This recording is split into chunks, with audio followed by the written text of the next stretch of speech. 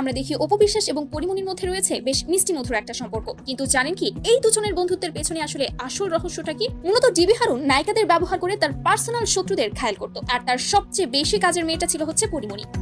একটা সময় পরিমণি যখন সংসার জীবনে চলে যায়, তখন পরিমণিকে খুব একটা কাজে লাগাতে পারছিল না হারুন। এমন সময় তার নজরে এসেছিল অপু বিশ্বাস। মূলত সাকিবের সাথে ডিভোর্সের পর থেকেই অপু বিশ্বাস আওয়ামী নেতাকর্মীদের সাথে ভালো একটা সম্পর্ক রাখার চেষ্টা চালিয়ে যাচ্ছিল। এমনকি তাপসের সাথে মিলে ডিবি হারুনের সাথে বেশ কয়েকবার তার গোপন মিটিংও চলেছে, যার ভিডিও ইতোমধ্যে ভাইরাল।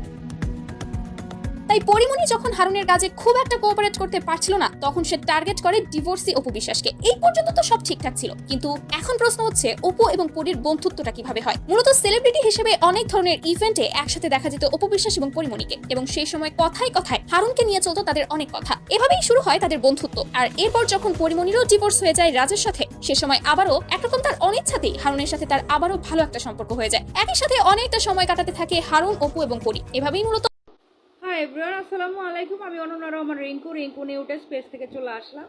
তো সবাই কেমন আছেন? আশা করি সবাই সুস্থ আছেন, ভালো আছেন।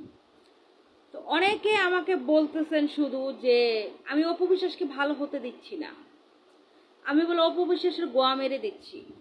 অপু বিশ্বাস ভালো হওয়ার চেষ্টা করছে, বাট আমি কোনো কাজেতে আমি থেমে থাকতেছি না। আমি অফ থাকি না কেন?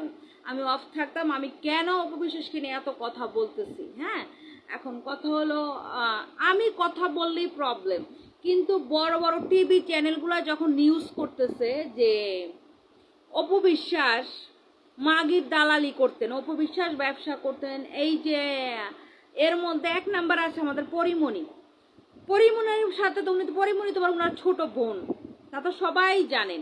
খুব ভালো সম্পর্ক, জামাইরে মনে হয় দিয়া দেয়। জামাই তো নাই, নিজে আর কি বলে বেলায় যেটা আমার জামাই। তো পারলে যদি এক রাত দিয়া যদি মনে করেন যে জামাইরে খুশি রাখা যায়, তাও জামাই নামটা তার জীবনে থাকুক, সেটা চায়। তো পরিমণির সাথে তো খুব ভালো সম্পর্ক, তারপরে দিঘির সাথে তার খুব ভালো সম্পর্ক, তারপরে তমা মির্জা। হ্যাঁ, সবাই মিলে কিন্তু মাঝখানে কি করলো, বুবলিকে নিয়ে অনেক আজে বাজে মন্তব্য, আজে বাজে কথাবার্তা, খুব মানে কাহিনী শুরু হয়েছিল। এখন একটা নিউজ দেখলাম যে ডিবি হারুন পরিমণিকে দিয়ে বড় বড় যেটা এমপি মন্ত্রীরা আছে, নেতারা আছে, তাদেরকে ঘায়েল করতেন।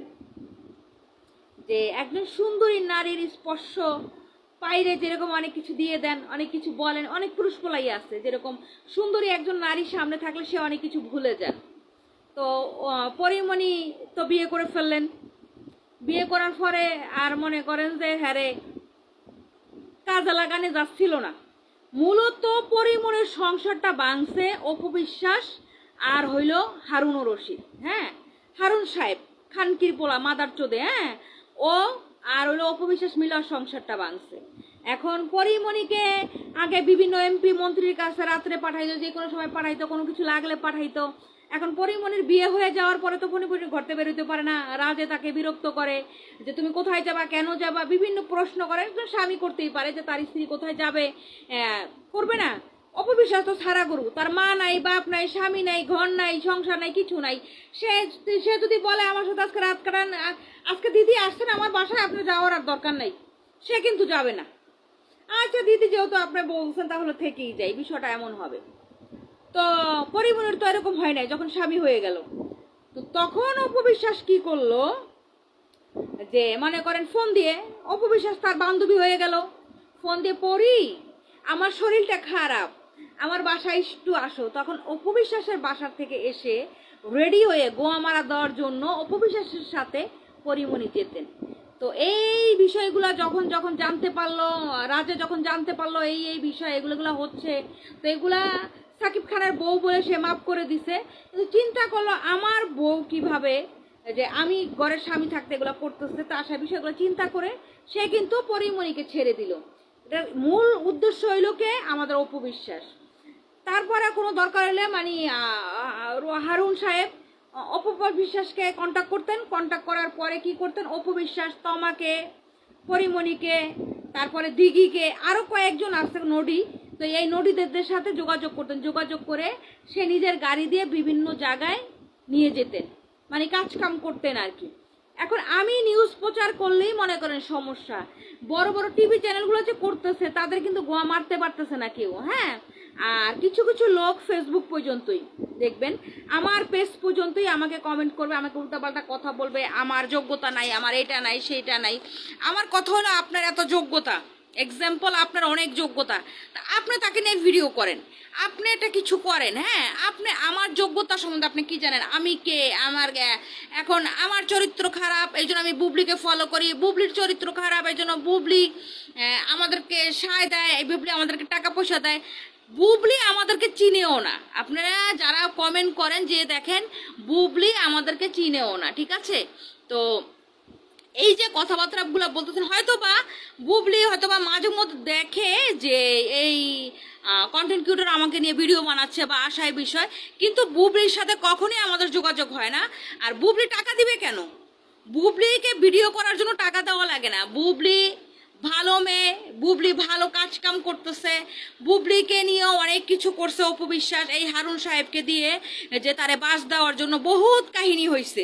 হ্যাঁ, আপনারা আসলে এই পর্যন্তই আসেন, তো ফেসবুক পর্যন্ত আসেন, তাই খালি উল্টাপাল্টা কথা বলেন। আপনি মানে মেন জায়গায় যান, জায়গায় যে দেখেন আসলে কাহিনীটা কি। হ্যাঁ, তো এই যে এই ধরনের কথাবার্তা বললে আমার কিছু যায় আসে না, আমার কোন বাল। আপনি বলবেন, আপনি কি করবেন না করেন এটা তো একান্ত আপনার ব্যক্তিগত ব্যাপার। আমি এগুলা নিয়ে মাথাও ঘামাই না, টেনশনও করি না, ড্যাম কেয়ার। হ্যাঁ, আগেই যেহেতু করি নাই আর এখন তো প্রশ্নই আসে না, আগে যেহেতু করি নাই এখন প্রশ্নই আসে না। কারণ হইল আগে অপবিশ্বাস আওয়ামী লীগের লোক হয়ে গিয়েছিলেন, আওয়ামী লীগ এই করেছে সেই করেছে, আওয়ামী লীগের জনগণ আওয়ামী লীগের মেয়েদের দিয়ে সে সামনে এগিয়ে যেতে চায়, নারীদেরকে নিয়ে এগিয়ে যেতে, কত ডায়লগ। এখন দেখেন বলতেছে আমি আওয়ামী লীগ কোনোদিন ছিলাম না, আমাকে আওয়ামী লীগে ঢুকতে বলেছিল কিন্তু আমি যাই নাই। কত বড় নোডি হলে কত হাজার হাজার ভিডিও ফুটেজ আছে, হাজার হাজার ছবি আছে। তারপর একটা মানুষ যখন এই ধরনের মিথ্যা কথা বলতে পারে, এরকম সিটারি বাটপারি করতে পারে, তাকে আপনারা কিভাবে সাপোর্ট করেন? হ্যাঁ, আমি আওয়ামী লীগ করছি বাংলাদেশে, মনে করেন আগে বিএমপি আসিল, কোনোদিন বিএমপি 15 বছর কের মুখে শুনছেন যে আমি বিএমপি? আমি তো সবাই বিএমপিরও শুনছি যে আমি আওয়ামী লীগ। তো এই কথাগুলো মিথ্যা বলার কোনো কারণ নাই। হ্যাঁ, আমার ভালো লাগছে, আমি দল করছি, আর যেহেতু আমি এমন কোনো অকারেন্স করিনি তাহলে সমস্যা নাই। যাই হোক, ভিডিওর মাঝে দেখতে পাবেন। সবাই সুস্থ থাকবেন, ভালো থাকবেন। সবাইকে অসংখ্য ধন্যবাদ এতক্ষণ আমার সাথে থাকার জন্য। আল্লাহ হাফেজ।